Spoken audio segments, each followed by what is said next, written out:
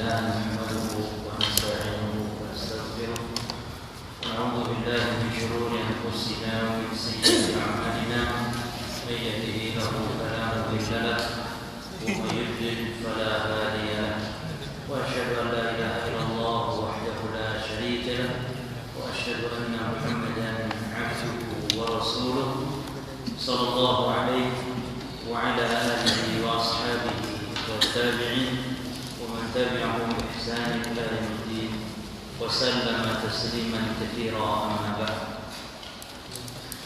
Ikhwani fi wa akhwati fillah azakumullah. Melanjutkan pembahasan dari kitab Umdatul Ahkam dan kita di pembahasan tentang haid. Setelah kita bahas beberapa hadis terkait tentang hukum haid dan masuk sekarang di hadis Aisyah, hadis yang ke-42 terkait bolehnya wanita yang sedang haid dicumbui oleh suaminya. Tentu oleh suaminya, kalau tidak suaminya boleh melakukan apapun kecuali jima saja. Qala al-mu'allif rahimahullah an Aisyah radhiyallahu anha qalat, dari Aisyah semoga Allah meridhoinya, dia berkata, kuntu aghtasilu ana wa Rasulullah sallallahu alaihi wasallam min ina'in wahid kilana junub wa kana yamuruni fa atazziru fayubashshiruni wa ana haid wa kana yukhriju ra'sahu ilayya wa huwa mu'takifun fa arsiluhu wa ana haid. Dari Aisyah semoga Allah meridhoinya, dia berkata, aku dahulu pernah mandi aku dan Rasulullah min ina'in wahid, dari satu bejana, satu ember, satu bak atau satu wadah, dari satu bejana. Kilana junubun, masing-masing kami junub. Ini belum pada pembahasan. Wa kana ya'muruni, dan beliau pernah memerintahkan saya untuk pakai kain. Fa'ataziru, maka aku pun memakai kain. Ini Rasulullah memerintahkan Aisyah untuk memakai kain, maka aku pun memakai kain. Ya, ditutup, yakni apanya? Nanti akan kita bahas maksudnya, yakni kemaluannya.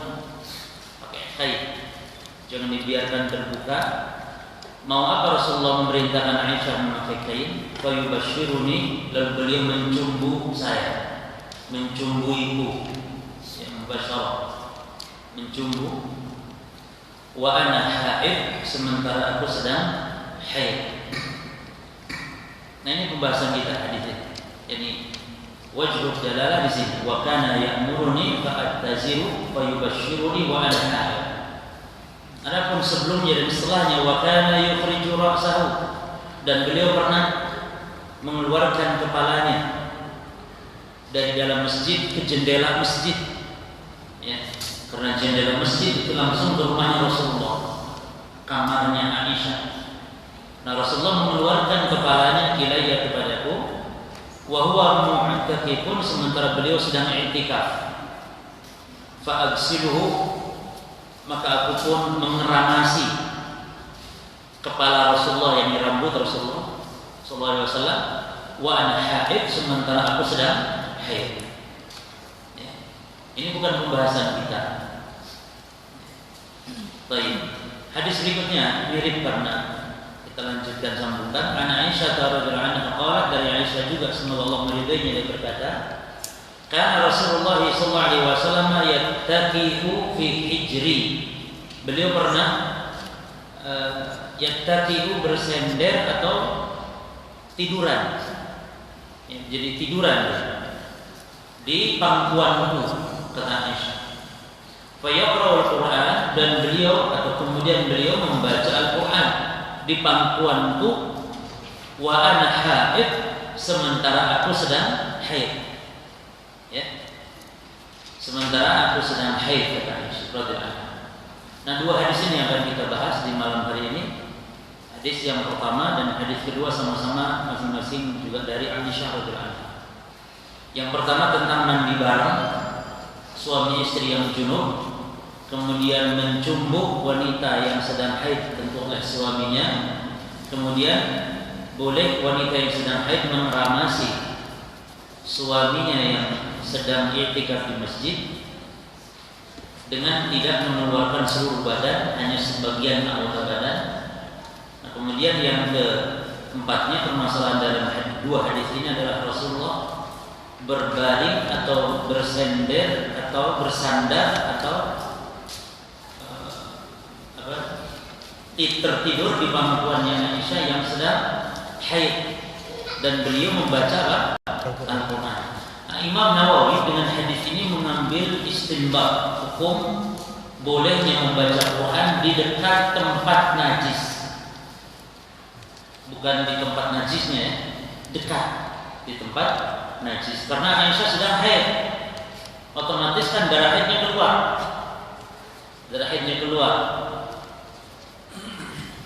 dan darah yang sudah keluar di badan maknanya berarti najis, sebagaimana kotoran bayi kalau sudah berak atau kencing di pampers itu berarti sudah bayi itu najis, ya. Beda dengan masih di dalam, berarti dekat dengan tempat najis boleh membaca Al-Quran. Seperti dekat WC boleh, misalnya penjaga toilet, ya kan ada ya penjaga konten umum, toilet umum kan ada penjaganya, boleh baca Quran di sana. Karena Aisyah ketika sedang haid Rasulullah bersandar berbaring di pangkuannya, dan ini menunjukkan bagaimana mesranya Rasul dengan istri-istrinya, ya. Ini bentuk baiknya Rasulullah bermuamalah, baiknya Rasulullah berinteraksi dengan para istrinya. Beliau bercanda, beliau mesra, bahkan sampai balap lari, ya. Itu dilakukan Nabi sallallahu alaihi wasallam. Maka kita pun demikian, jangan kaku gitu sama istri. Jangan strength kayak Terminator gitu sama istri. Kalau semua orang ramah, apalagi sama istri orang, sama istri orang ramah, sama istri sendiri bahaya. Nah, merayu istri sendiri ibadah, merayu istri orang musibah. Ini tidak boleh. Istri orang, kalau janda nggak masalah dikawin, ya, walaupun kita sudah punya istri. Ini istri orang nggak boleh dirayu. Baik, dan ini fitnah. Wallahi di zaman fitnah sekarang, dunia maya, media sosialnya beraya saya. Baik, kita bahas hadis ini, dua hadis ini. Yang pertama, jawazul fisal zaujaini jami'an. Boleh, ya, bukan sunnah. Boleh suami istri mandi bareng sambil atau saling melihat aurat masing-masing. Ya. Hadisnya berdasarkan Aisyah tadi. Kuntu aghtasilu ana wa Rasulullah sallallahu alaihi wasallam min ina'in wahid. Aku pernah mandi bersama Rasul dari satu bejana. Dan ada yang menguatkan dari yang lain. Di antara juga hadis Ummu Salamah. Ya. Jadi ternyata Rasulullah itu bukan mandi bareng dengan Aisyah saja. Barangkali karena Aisyah lebih dicintainya, enggak, bahkan dengan istri yang lain pun. Seperti Ummu Salamah radhiyallahu anha, beliau menceritakan juga bahwa beliau pun tu'absi. Dahulu saya pun pernah mandi bersama Rasulullah min ina'in wahid minal janabah, dari satu bejana karena sebab junub. Ya. Jadi mungkin kita boleh, ya, bersama istri. Jangan dianggap tabu, tapi juga jangan dianggap sunnah. Jadi mandi bareng suami istri, wanita berangkat ke masjid, sholat berjamaah di masjid, ini hukumnya bukan sunnah. Karena wanita itu sunnahnya di mana? Di rumahnya. Berarti kalau ke masjid wanita ini bukan sunnah, tapi jaiz ghair masyru'. Jaiz ghair masyru'. Boleh dan tidak disyariatkan. Hanya boleh. Sehingga kalau ada wanita minta izin ke masjid dalam rangka mungkin lebih khusyuk sholatnya kalau di masjid, boleh saja, boleh. Ya, jangan dilarang. Tetapi yang afdal di mana? Yang sunnah di rumah. Dan wanita yang sholat di rumah jangan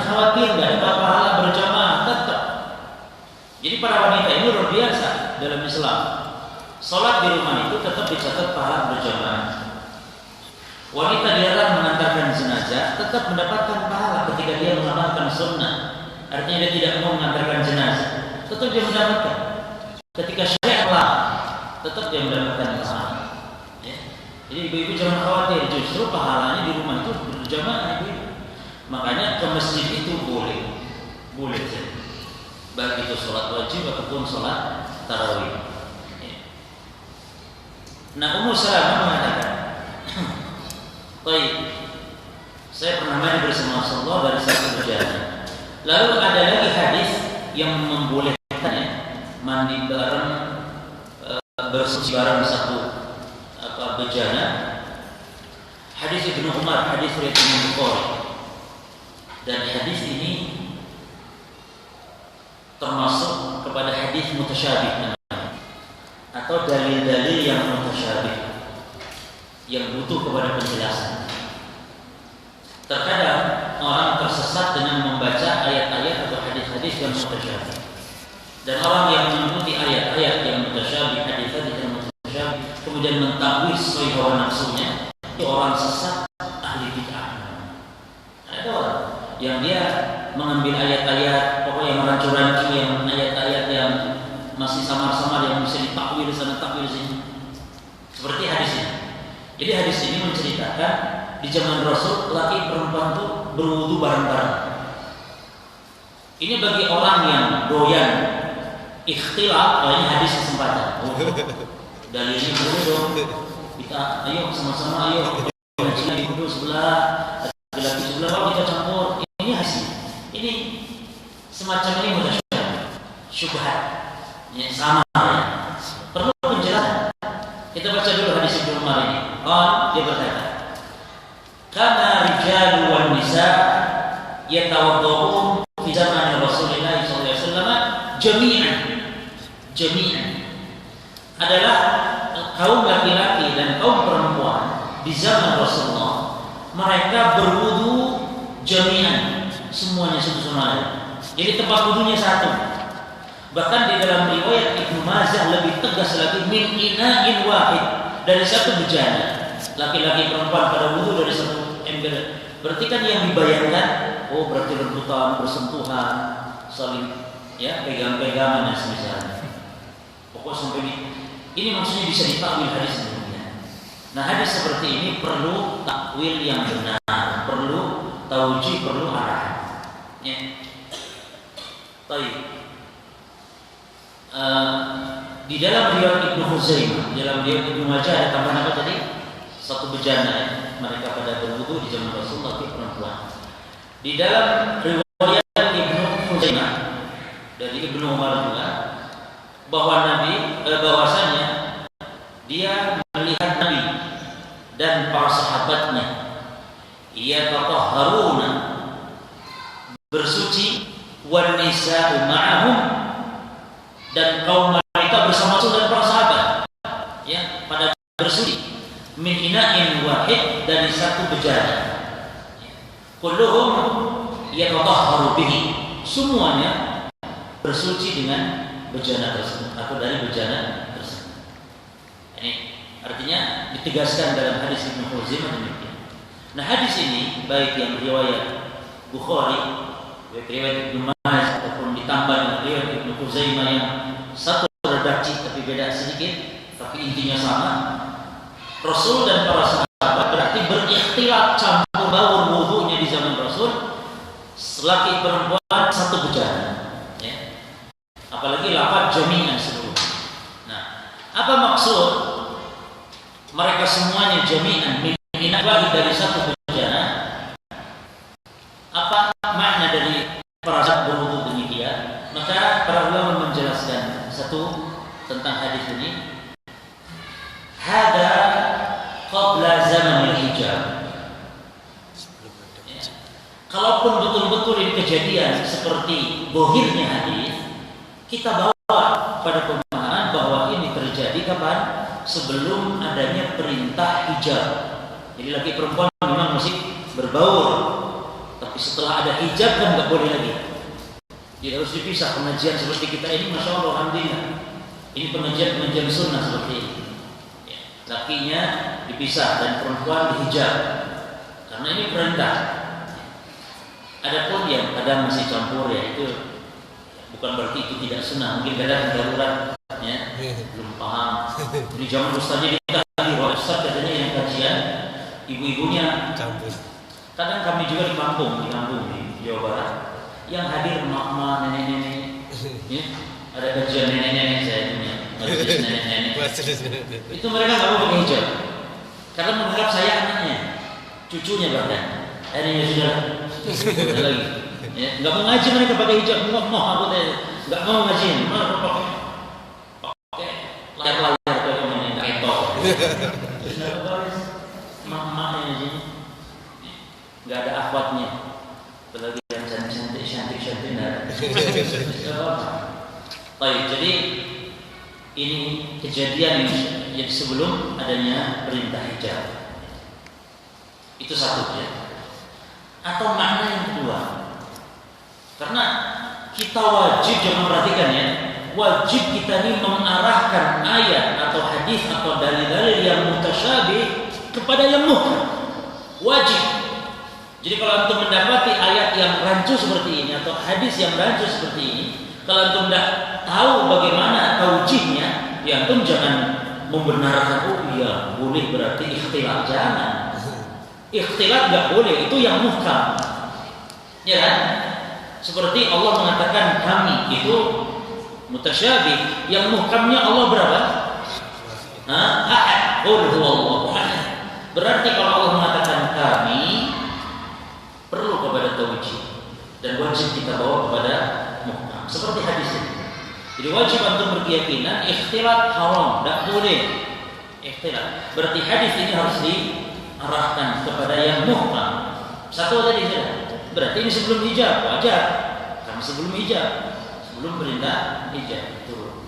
Yang kedua, maknanya yakni mereka satu sama lain, laki perempuan berkumpul berwudu sama-sama di zaman Rasul. Maknanya yakni ar-rijal wan nisa al-azwaj ma'a azwajihim. Maksud laki perempuan berkumpul begitu itu maksudnya mereka para suami istri. Para sahabat dengan sahabiah memang suami istri, boleh campur aduk enggak masalah di zaman Rasul. Jadi bawa arah kepada demikian. Atau al-mahram, atau mahram dengan mahramnya yang memang dibolehkan.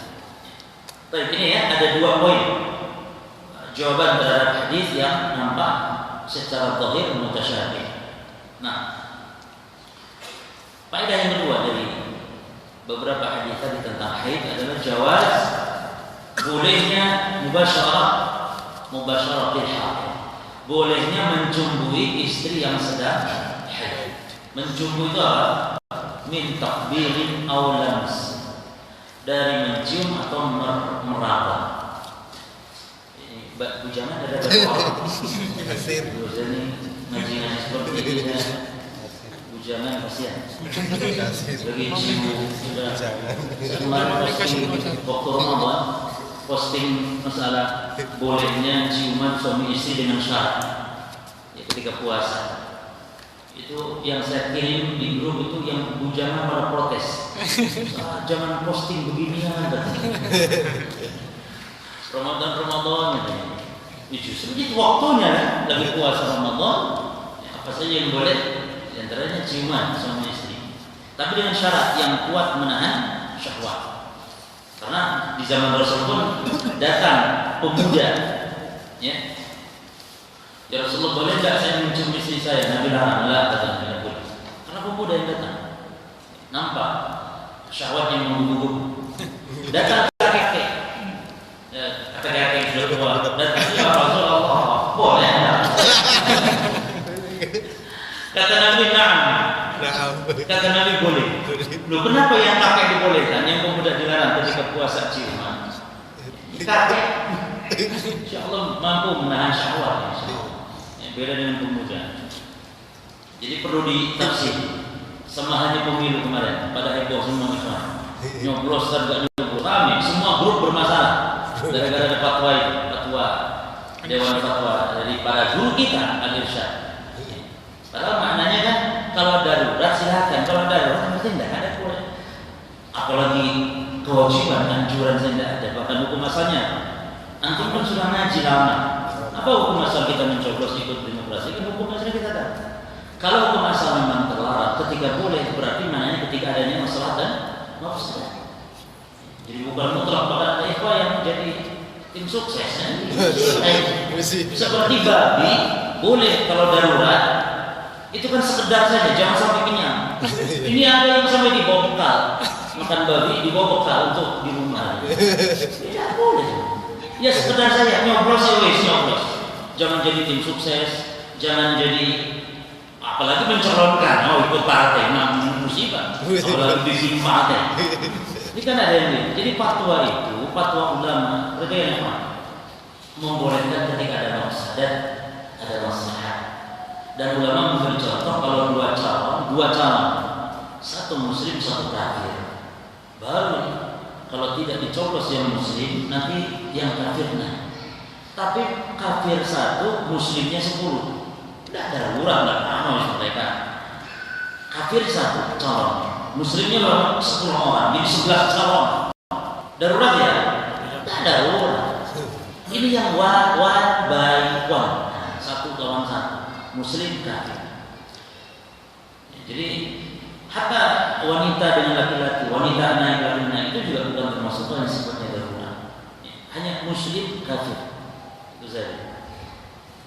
Baik, jadi boleh Pak, hadis ini menunjukkan boleh berjumpa dengan wanita yang sedang haid, tapi fi ghairil farj, selain di kemaluan berjima ya. Baik, mencumbu wanita yang sedang haid terbagi kepada 3 macam. Mubasyaratul haid tanqasimu ila 3 aqsam. Mencumbu wanita yang sedang haid, apa yang bujana buat pengalaman loh. Buat pengalaman, tidak baca saja. Dan ijma' tidak setiap orang yang belum pernah itu tidak boleh mempelajari sesuatu yang dia belum mengalami. Bahkan para ulama ahli fikih, Imam Nawawi, masya Allah, dalam menjelaskan haid, menjelaskan nifas, menjelaskan masalah-masalah wanita, padahal beliau bujangan. Imam Nawawi kan belum meninggal. Usia sekitar 40 saja, tidak sampai 40 ya, 40 sudah menjadi imam. Jadi tidak mesti, artinya seperti kita belum pernah meninggal dunia. Boleh tidak menjelaskan tentang hukum-hukum kematian? Boleh, jangan mati dulu baru menjelaskan. Harus pernah dulu. Orang ada ustaz yang belum pernah poligami dan takut poligami. Boleh tidak dia menjelaskan ada poligami syarat poligami? Boleh, ilmu. Anak suka bingung ditanya, antum berapa istrinya? Anak satu. Tapi kok menyarankannya 4? Itu bagi yang mampu. Seperti yang sarankan silakan haji umroh. Bagi yang mampu, anak jelaskan hukum-hukum haji dan umroh. Walaupun mungkin ada orang yang belum pernah haji dan umroh. Nah sekarang yang bujangan ada masalah pelajari. Mencumbu istri yang sedang haid terbagi 3. Yang pertama, atau 3 itu 3 kondisi. Yang pertama, al-jima' fil farj wa hadha haram. Yang pertama, berjumpa dengan istri yang sedang haid, maknanya bersetubuh di kemaluannya. Ini hukumnya haram. Ya. Dan ini ijma'. Tidak ada ulama yang mengatakan boleh. Kalau ada ulama mengatakan boleh, berarti ulama ini sesat. Aliran sesat. Artinya sesuatu yang sudah disepakati. Gitu. Dan kaidahnya kalau sudah ijma, tidak boleh nanti setelah ulama ijma di belakang ulama itu ada khilaf, tidak boleh. Ini kaidahnya. Jadi tidak boleh ijma dilawan dengan khilaf. Kan ada beda. Imam yang 4 ya, itu ijma. Haramnya musik, alat-alat musik haram ijma. Lalu kalau ada ulama setelah imam yang 4 membolehkan, berarti ini khilaf. Enggak, ini menyelisih ijma berarti. Seperti Imam Ibnu Hazm. Imam Ibnu Hazm datang setelah imam yang 4. Nah, melemahkan, mendhaifkan hadisnya Bukhari rahimahullah. Yang kedua, Imam Ibnu Hazm yang dikenal sebagai ulama ahli hadis. Maka tad'ifnya terhadap hadis tidak bisa dijadikan standar. Karena Imam Ibnu Hazm dan ulama ahli hadis, apalagi yang gelap terhadap ilmu hadis seperti Imam Ghazali, yad'u fil hadis qalil katanya. Dia mengaku sendiri ilmu tentang hadis Imam, makanya di dalam kitab Ihya Ulumuddin banyak hadis palsu, hadis-hadis lemah masuk ke Ihya. Maka membaca kitab Ihya Ulumuddin itu harus membaca yang sudah pertama membaca yang ada takhrijnya hadisnya oleh ulama. Ada kitab khusus mentakhrij hadisnya, kemudian juga memberikan hukum terhadap hadis sahih dan sahih. Yang kedua, kitab Ihya itu sudah diringkas menjadi 3 jilid dengan nama Minhajul Qasidin karya Imam Ibnu Jauzi. Jadi Imam Ibnu Jauzi meringkas kitab Ihya. Nah, Minhajul Qasidin ini diringkas lagi jadi 1 jilid oleh Imam Ibnu Qudamah Al-Maqdisi, namanya Mukhtasar Minhajul Qasidin. Insyaallah hadis-hadisnya pun dipilih yang sahih. Demikian. Jadi kata Nawawi rahimahullah, wa hadza ijma' al-muslimina fi nasl Al-Qur'an wa sunnah al-Syar'i. Ijma' kaum muslimin, yang maksudnya para ulama, berdasarkan nas Al-Qur'an dan berdasarkan hadis-hadis yang sahih. Kalau Quran Al-Baqarah 222, yas'alunaka 'anil mahid qul huwa adza fa'tazilun nisa fil mahid. Mereka bertanya kepada Muhammad tentang haid, maka katakan darah haid itu kotor, maka jauhi para istri ketika sedang haid. Ada orang yang baca Quran nangis, pas dibaca didengar-dengar kok nangis ketika baca ayatnya. Yas'alunaka 'anil mahid qul huwa adza fa'tazilun nisaa fil mahid. Ternyata mungkin dia nangis sedih karena istrinya haid. Gak bisa ngapa-ngapain. Makanya jemaah, antum kalau lihat ada orang nangis ketika baca Quran, lihat dia baca ayat tentang apa. Kan nangis itu kalau ayat tentang neraka, ya, ayat tentang Allah murka, ini head nangis. Berarti kenapa? Kayaknya dia ingat istrinya sedang haid ya. Dia sama ini dari ayat ya, ijma haramnya bersetubuh dalam dasar. Kalau dari hadis Nabi bersabda dalam Muslim misalnya, dari hadis Anas bin Malik, Nabi mengatakan isna'u kulla syai'in ila al-jima'. Lakukan segala sesuatu, apapun lakukan dengan istrimu yang sedang haid kecuali satu yang tidak boleh. Apa namanya? Jima'. Nah, hadis ini jelas, ayat pun jelas. Maka dengan ini para ulama mengambil kesimpulan istinbat hukum tentang sepakat ijma'. Nah, itu satu. Yang kedua, al-halatus tsaniyah. Apa yang pertama? Jima' di kemaluan. Yang kedua, al-basharah fima fawqa as-surra wa tahta rukbah. Wa hadha jaiz. Bercumbu dengan istri yang sedang haid, batasannya fawqa surra, di atas pusar ke atas, ya, mohon maaf, pusar ke atas. Wa tahta rukbah, dan di bawah paha ke bawah. Artinya mencumbu istri ya yang sedang haid, bagian mana? Pusar ke atas dan paha ke bawah. Artinya bagian tengah jangan sentuh. Jelas? Jangan disentuh. Jangan dicumbu, jangan dicium. Jangan diremas, jangan dipegang.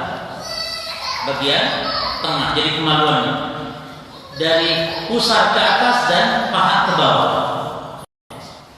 Maka hukumnya wahadihi jaizah, hukumnya boleh, bukan sunnah. Hati-hati, sunnah lagi jaizah. Jangan dikit-dikit nih gampang mintanya, gampang mengkafirkan nggak boleh, gampang membid'ahkan nggak boleh, gampang membid'ahkan juga nggak boleh. Dikit-dikit sunnah, ya.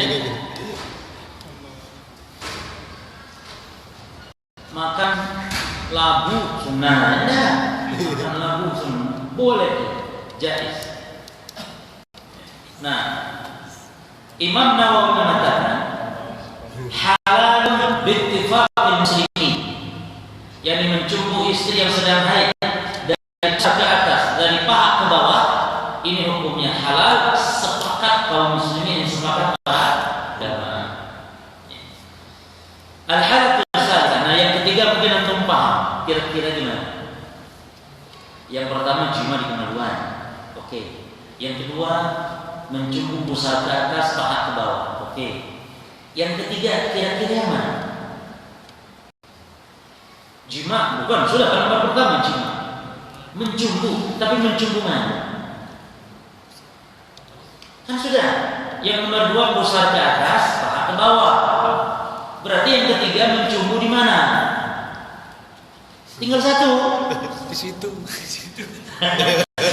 Nah, antum ini terlalu feminim. Yani mubasyarah fi ma baina surrah wa rukbah. Ya, mencumbu yang menciumi, memegang dan semisalnya, emas dan semisalnya antara pusar dan paha. Antara pusar dan paha ini termasuk wilayah kemaluan. Apa hukumnya? Ikhtilaf ulama ala qaulin. Ikhtilaf ulama ala qaulain. Ulama berbeda pendapat kepada berapa? Dua pendapat. Ya. Kalau yang pertama dan kedua hukumnya sepakat. Yang pertama hukumnya haram sepakat. Yang kedua hukumnya halal sepakat. Jelas?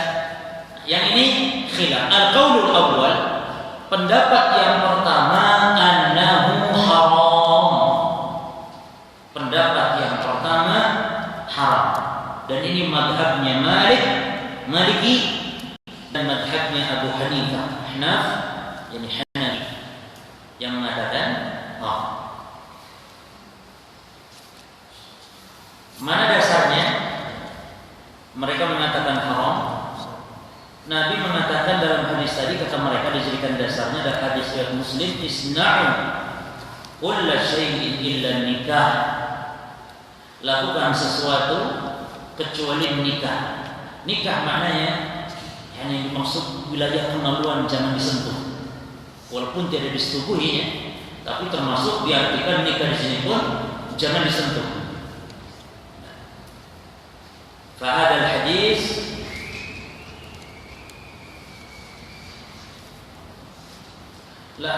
anak keliru menyampaikan dalil. Itu dalil yang membolehkan apa?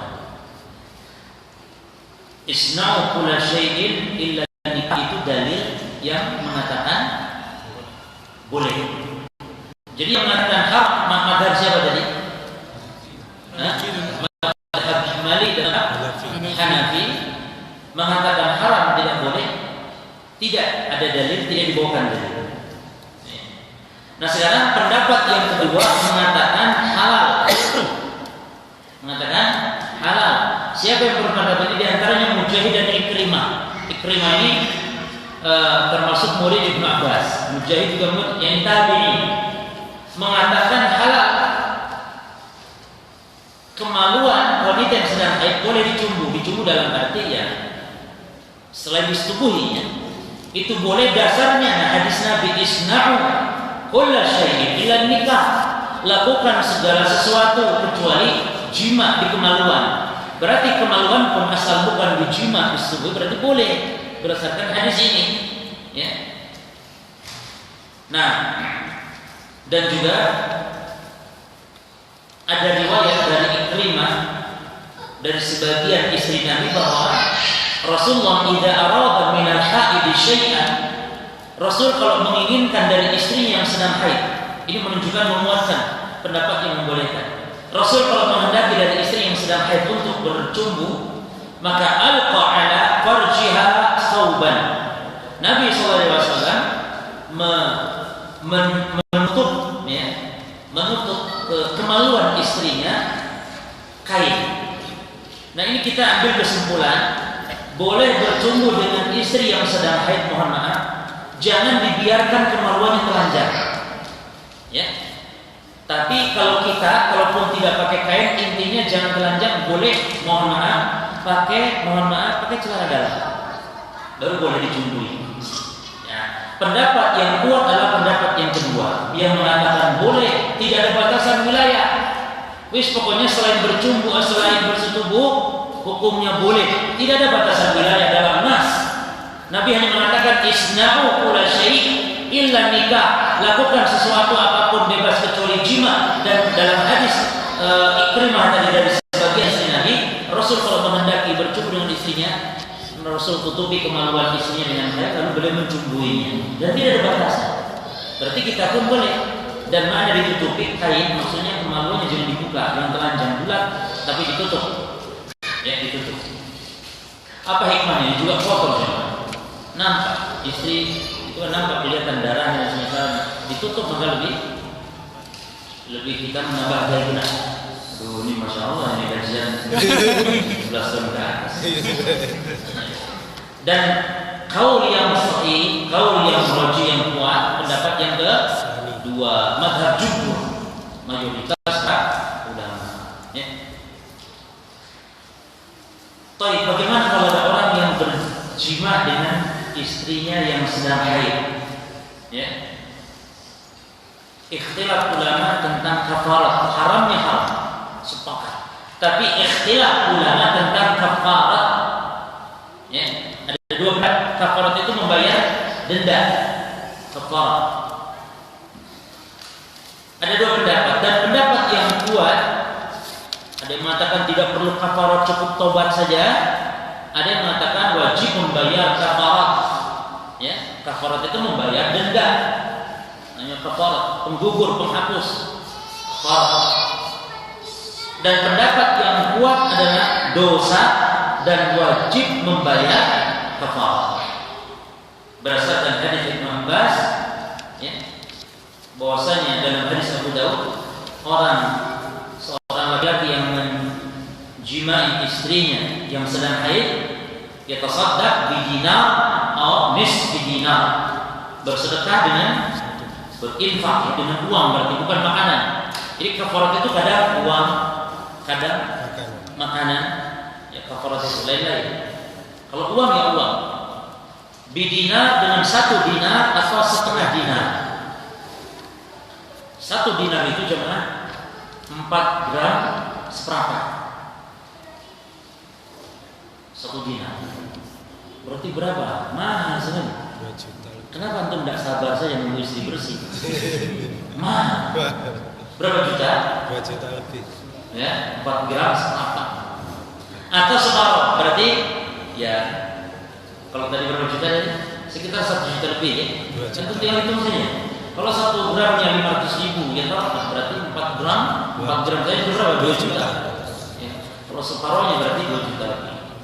Nah, ada ulama yang merinci kalau darah haid masih banyak, ya, darah haid masih banyak 1 dinar.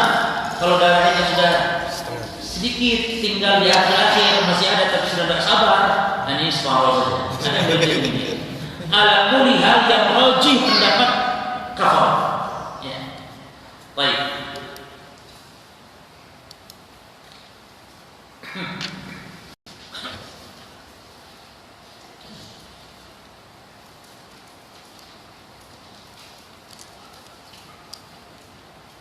Baik, faedah dari hadis terkait tentang haid mungkin tidak cukup. Yang terkait tentang pembahasan kita, intinya boleh berjumpa dengan wanita sedang haid dan telah kita rinci.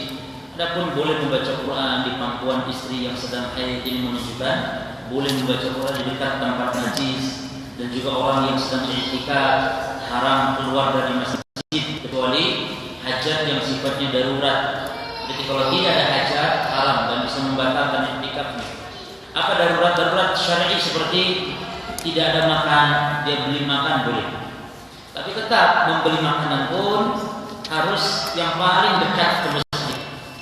Jangan warung nasi ada dekat di masjid yang malah ke Surabaya. Dari restorannya khusus. Ini batal i'tikafnya. Hah? Baik, akan berfirman.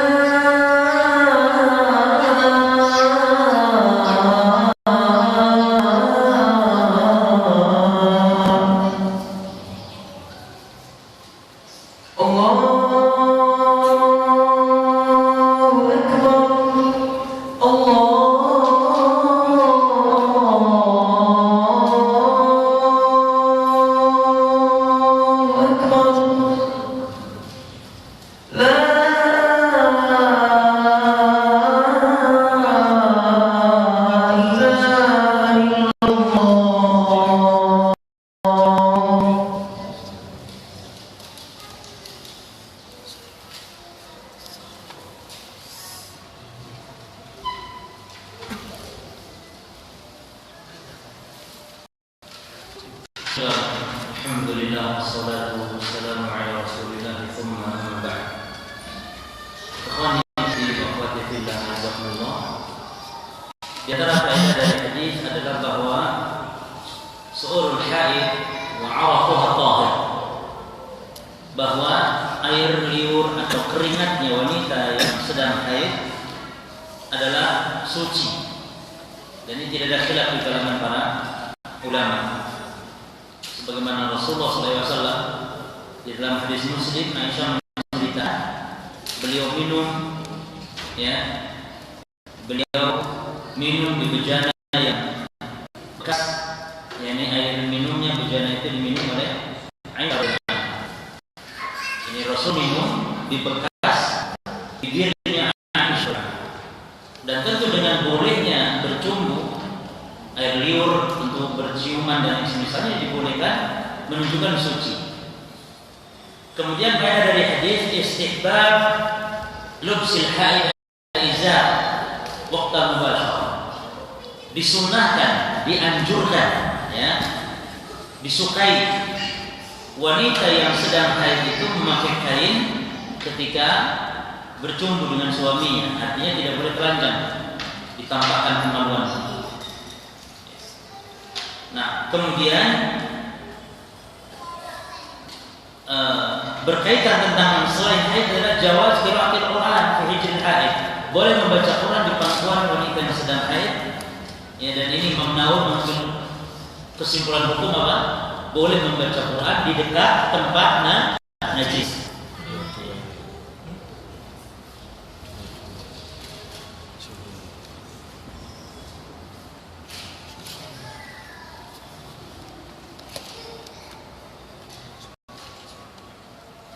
Nah, cukup insyaallah.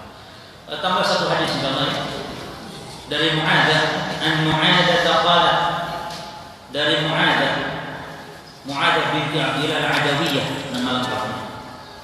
Beliau meninggal tahun 80 Hijriah. Ya, Mu'adzah ini generasi tabi'in. Dia berkata, "Sa'altu Aisyah, aku bertanya Aisyah radhiyallahu anha. Faqultu, maka aku pun bertanya, ma balul haid, kenapa wanita yang haid taqdi shaum, mengqadha puasa, wala taqdi shalah, tapi tidak mengqadha salat. Kenapa? Ini pertanyaan yang salah, ya. Pertanyaan yang salah. Kenapa ya salat subuh ke 2 rakaat? Kenapa enggak 7 rakaat sekalian senam pagi? Kenapa ya? Ini kenapa? Ini tidak boleh tanya tentang masalah syariat.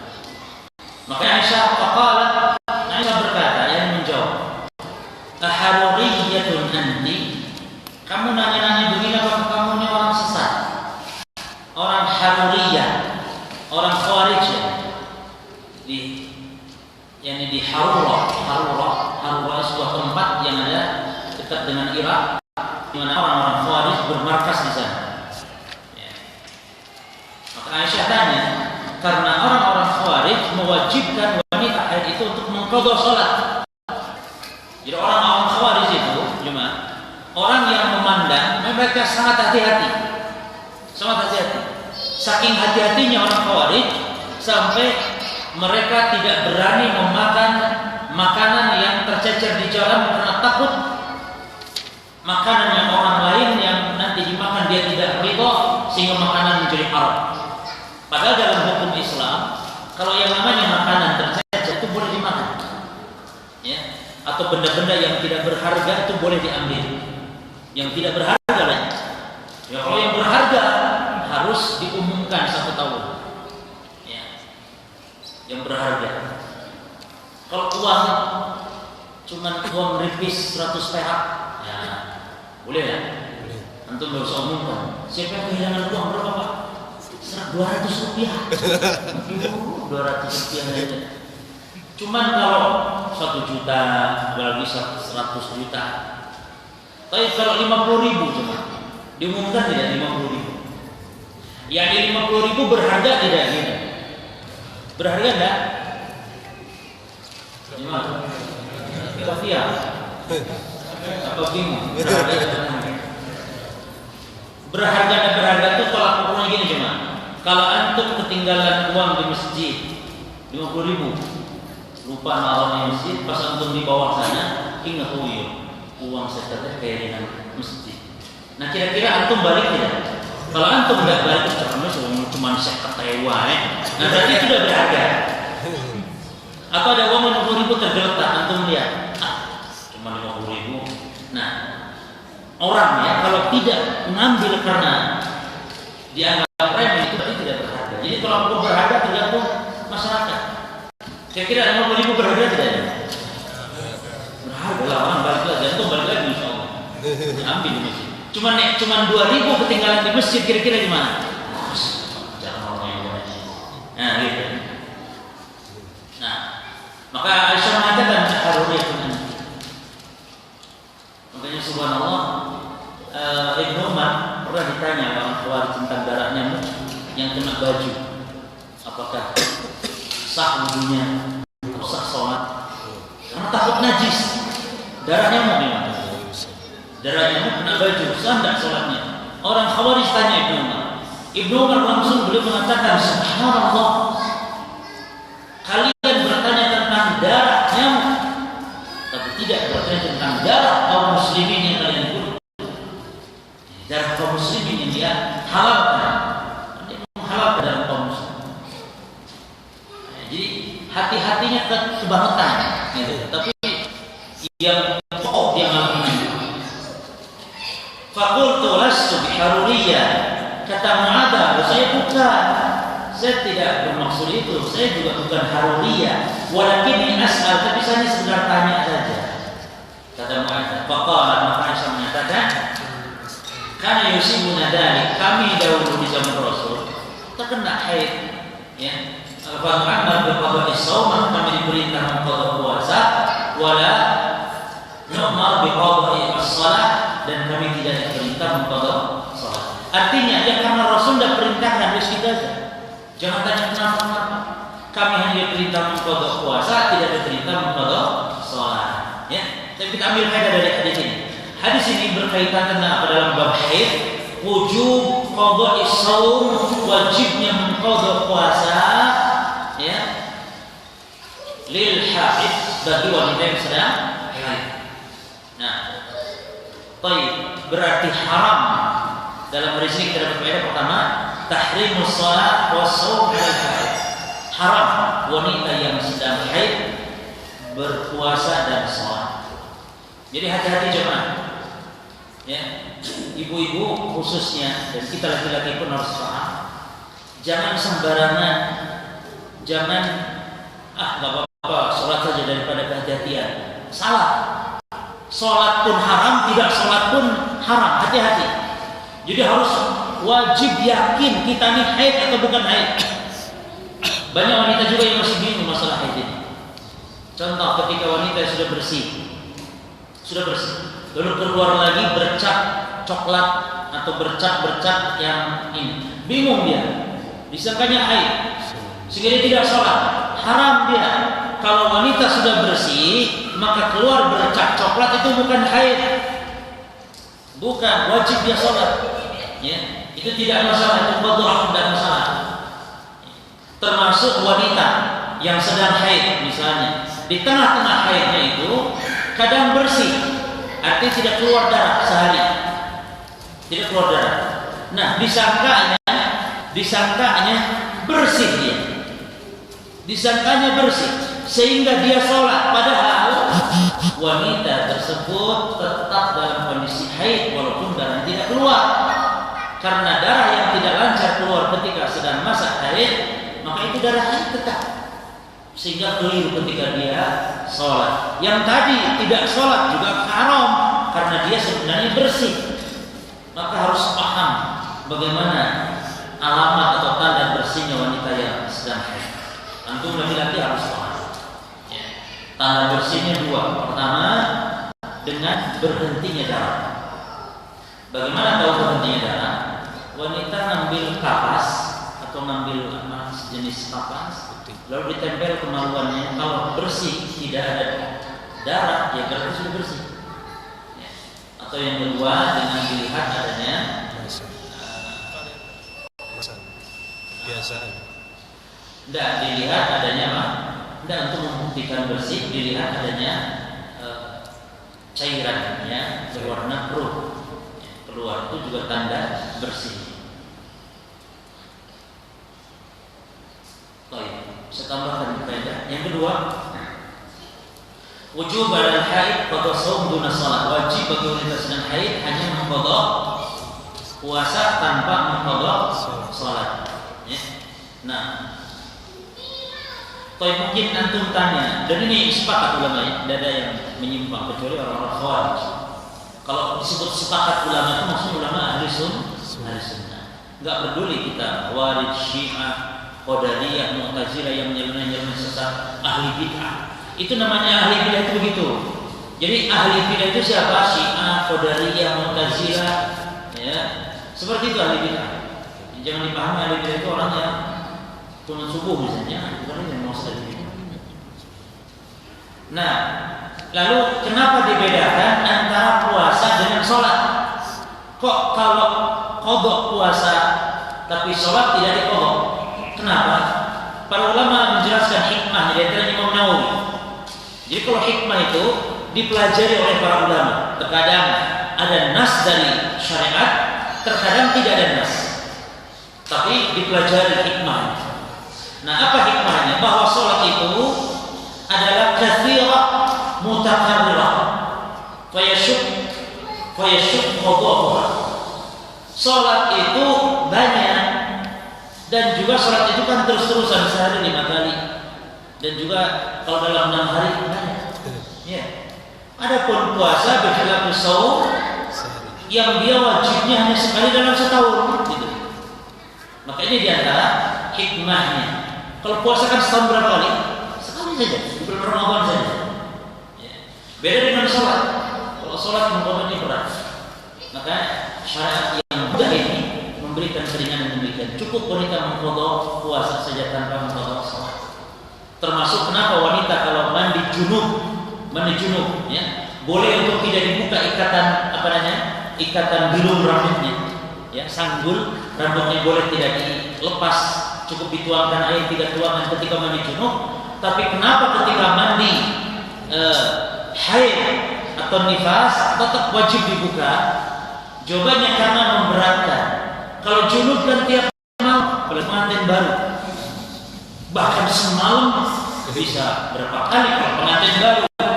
Beda dengan haid kan sebulan sekali mandinya, ya tidak berat. Tapi kalau junub berat, sehingga Islam memberikan keringanan.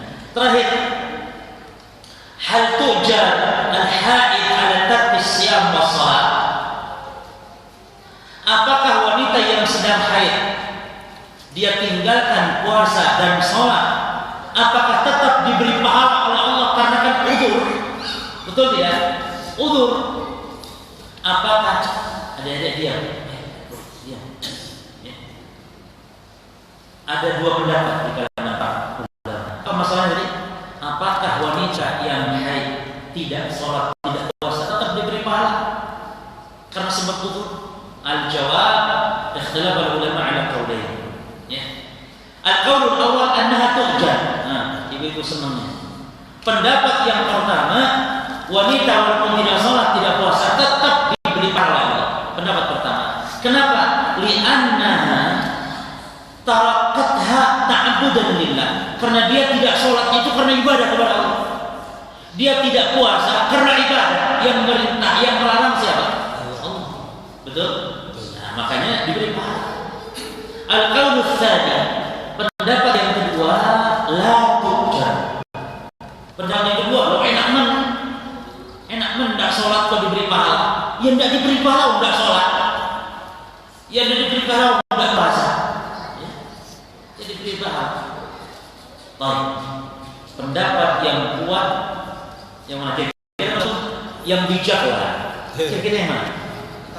Pertama. Nah, karena dia meninggalkan sholat, meninggalkan puasa, ibadah kepada Allah Subhanahu wa ta'ala. Dan sahih al-qaulul awwal. Yang sahih adalah pendapat yang pertama. Masih banyak faedah ya, cuman nanti waktunya tidak cukup. Insyaallah mungkin dilanjutkan di pertemuan yang datang, ya, di bulan depan. Karena di sini ada masalah hukum wanita yang sedang haid, apa saja yang boleh, yang tidak boleh, yang haram. Ya, dan ini nanti antum perlu, karena banyak khilaf di sini tentang tawaf, nggak boleh tawaf, itu sepakat. Tentang nanti ada khilaf tentang masjid, boleh tidak bolehnya baca Quran ini dan rinciannya. Insyaallah kita bahas di pertemuan yang datang tentang min ahkamil haid, tentang hukum-hukum bagi wanita. Ada yang tanya? Allah. Tidak ada. Ustaz. Nah, misalkan kan istri tidak tahu ketika haidnya berhenti 1 hari, besoknya haid lagi. Setelah itu jima sama suami, apakah suami tetap bayar kafarat? Kan tidak tahu. Nah, ya kalau sesuatu yang karena ketidaktahuan, ya gugur dosa dan gugur pula ya kafaratnya. Tapi kalau tahu sengaja maka dia terkena. Adapun kalau tahu hukum tapi tidak tahu hukuman, ini tetap berlaku hukuman. Tahu hukum haram, tapi tidak tahu apa hukuman, tetap berlaku hukumannya. Buktinya siapa? Seorang laki-laki yang bersetubuh di siang hari Ramadan. Dia tahu hukumnya. Kalau berjima dengan istri yang sedang puasa di siang Ramadan, dia tahu hukumnya haram. Makanya dia mengatakan, ya Rasulullah halaktu, ya Rasul saya binasa. Berarti tahu hukumnya. Cuman dia nggak tahu apa hukumannya. Nah, orang yang nggak tahu hukuman tetap hukuman dijatuhkan, harus. Tidak boleh. Oh ya Rasul, saya tidak tahu, tak kira hukumannya tidak ngene ya Rasul. Kamu tahu hukum haram, walaupun tidak tahu hukuman. Tapi kalau orang ini kan tidak tahu istrinya haid atau tidak haid, ya, atau tidak tahu kalau dia sedang haid, maka cuma si istri harusnya ngomong, Pak tidak haid Pak, itu kan harusnya. Jadi sekarang kalau sudah tahu tidak boleh, kan sudah tahu sekarang. Jadi istri yang sedang haid bersih kalau cuma sehari, ya, terputus itu tetap masih dianggap haid, ya, dianggap haid. Dan pada pembahasan yang lalu telah kita bahas tentang wanita yang darah keluar terus-terusan, bagaimana menetapkan haidnya sudah kita bahas. Ya, untuk mungkin sudah kita bahas. Bagaimana ikut kebiasaan atau mengikuti bisa membedakan darah dan semisalnya. Yang lain? Cukup ya. Ini dulu yang kita bisa bahas. Mudah-mudahan bermanfaat. Subhanallah wa bihamdika. Asyhadu an